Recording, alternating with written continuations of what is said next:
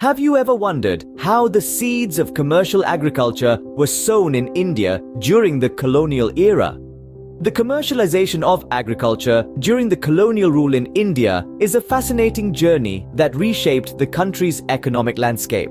Simply put, commercialization of agriculture refers to the shift from subsistence farming, cultivating crops for personal use, to farming specifically for sale in the market. This shift had profound impacts on India's economy, changing the very fabric of the agrarian society. Before the colonial rule, India's agricultural practices were largely subsistence-based.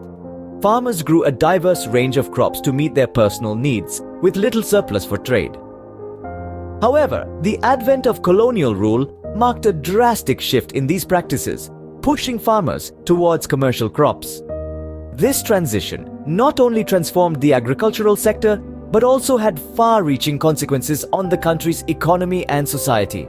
To understand this transformation, it is essential to delve into the past, beginning from the advent of colonial rule. The British era marked a significant shift in India's agricultural practices. As the sun of the 17th century set, a new power rose on the Indian subcontinent, the British East India Company. This commercial enterprise soon transformed into a political entity, marking the advent of British rule in India. But why India, you may wonder? The answer lies in the very essence of colonialism. The British, like other colonial powers, were driven by the pursuit of wealth. India, rich in resources, presented an opportunity they couldn't resist. The land of spices, cotton, and indigo became a tantalizing prospect for them. As the British set their boots on Indian soil, they had a clear agenda: to transform India into a supplier of raw materials for their industries back home. This was an era when Britain was experiencing the Industrial Revolution and the demand for raw materials was skyrocketing. India, with its vast agricultural potential, seemed like the perfect answer to Britain's industrial demands. So, how did they go about this transformation? The British introduced new agricultural practices, which were not just about cultivating crops, but were part of a larger economic strategy. They aimed to commercialize Indian agriculture, shifting the focus from subsistence farming, where farmers grow crops for their own consumption, to commercial farming, where crops are grown for sale. This shift was not a smooth one. It was met with resistance from farmers accustomed to traditional farming practices. However, the British, with their administrative control and power, managed to enforce this change. They introduced land revenue systems that compelled farmers to grow cash crops. The farmers, left with little choice, had to comply. The transformation was massive. Fields that once grew a variety of food crops now bore witness to the growth of cash crops like cotton, indigo, and jute. The landscape of Indian agriculture was changing, and changing fast. This marked the beginning of commercial agriculture in India, a shift that would drastically change the Indian agricultural landscape. The seeds of this change, sown during the British era, continue to influence Indian agriculture even today. The British introduced commercial crops that were in high demand in the global market. This transformative shift in Indian agriculture marked the onset of a new era. Now let's delve into the specifics of this change. In the heart of this transition were four key crops: indigo, cotton, jute, and tea. Selected for their high demand in the global market, these crops ushered in a new agricultural pattern that began to replace traditional food crops. But why these specific crops? Let's take a closer look. First, we have indigo, a plant that yields a rich blue dye. This dye was a hot commodity in the textile industry, especially in Europe, making indigo a highly sought-after crop. Next on the list is cotton. Soft, versatile, and in high demand, cotton was the backbone of the textile industry not just in Britain but across the globe. India, with its favorable climate and fertile soil, was the perfect place to grow this in-demand crop. Then we have jute, often called the golden fiber for its color and high cash value. Jute was used extensively in making sacks, ropes, and other packaging materials. Its high demand in the global market made it a lucrative crop for the British to introduce in India. And lastly, we have tea. A beloved beverage worldwide, tea was another crop that found a conducive environment in India.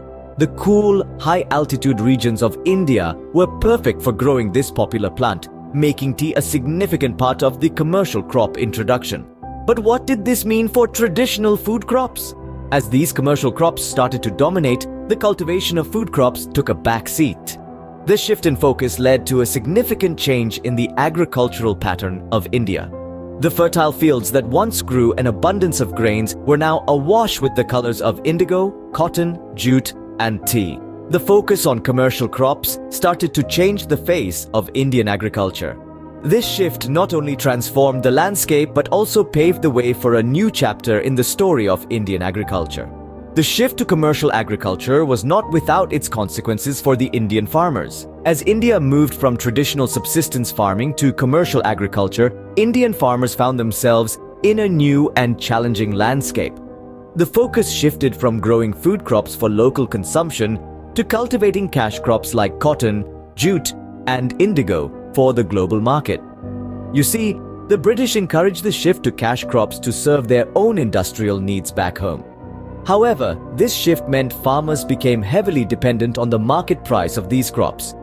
When prices were high, they reaped profits, but when prices dropped, they were left in debt. This dependency on market fluctuations was a stark departure from their earlier self-sufficient farming practices. Furthermore, the introduction of cash crops led to a change in the traditional farming pattern. The same piece of land was repeatedly used to grow these cash crops, leading to a decline in soil fertility over time. The farmers, with their limited resources, were unable to invest in improving the soil health, leading to a drop in agricultural productivity. Adding to these woes was the land revenue system introduced by the British. The system demanded a fixed amount of produce from the farmers, irrespective of the crop yield. This meant that in years of poor harvest, farmers were still obligated to pay the same amount of revenue, often leading to their impoverishment. The British also introduced a new system of land ownership, turning farmers into tenants who had to pay heavy rents. Those who couldn't meet these demands were evicted, leading to displacement and distress among the farming community. These measures collectively led to the commercialization of agriculture, but it came at a cost. It transformed the life of the Indian farmer, turning self-sufficient cultivators into vulnerable and indebted peasants, often leading to their exploitation. The commercialization of agriculture had a profound impact on the life of the Indian farmer, often leading to their exploitation. The commercialization of agriculture left a lasting impact on the Indian economy and society. The legacy of commercial agriculture is a monumental one. It didn't just change the face of farming in the country, it fundamentally altered the rural economy and society. The shift from subsistence to commercial farming marked a significant transformation. It led to a more diversified and market-oriented agriculture. Farmers began to grow cash crops such as cotton, jute, and tobacco that could be sold in domestic and international markets. This was a major departure from the traditional farming methods that focused on food crops for local consumption. The commercialization of agriculture also had a profound impact on India's economic development post-independence. The introduction of cash crops and the formation of a market economy helped to set the stage for India's economic growth. The agricultural sector became a vital part of the economy, contributing significantly to India's GDP. However, this shift was not without its challenges. The focus on commercial crops often led to the neglect of food crops, resulting in food insecurity and famine. Moreover, the dependency on market forces and the fluctuation of prices left the farmers vulnerable to economic shocks. Despite these challenges, the commercialization of agriculture played a crucial role in shaping India's agricultural landscape. It helped to modernize the farming sector, introducing new technologies and farming practices. It also led to the growth of related industries such as textiles and tobacco processing, thereby promoting industrial development.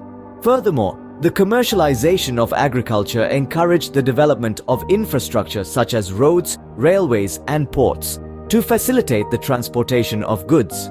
This had a ripple effect on the economy, stimulating growth and development in other sectors. In conclusion, the legacy of commercial agriculture in India is a complex one. It has had both positive and negative impacts on the economy and society. However, one cannot deny its significant role in shaping the course of India's agricultural and economic development. Despite its challenges, the commercialization of agriculture laid the foundation for India's agricultural sector as we know it today. The commercialization of agriculture in colonial India was a complex process with far-reaching consequences. This transformation from subsistence to commercial farming brought about a fundamental change in the Indian agricultural landscape. The introduction of cash crops like indigo, tea and cotton, driven by the economic interests of the colonial rulers, marked a significant shift from traditional farming practices. However, this change wasn't without its drawbacks. Indian farmers who were once self-sufficient found themselves at the mercy of fluctuating market prices and heavy taxation. This led to a cycle of debt and poverty that many couldn't escape from. And yet, the legacy of commercial agriculture persists to this day. The cash crops introduced during the colonial era continue to be significant contributors to the Indian economy. They have become so ingrained in our lives that we often take their presence for granted. Next time you sip your tea or wear a cotton shirt, remember the long journey these crops have taken, from being introduced as commercial crops during the colonial era to becoming integral parts of our everyday lives.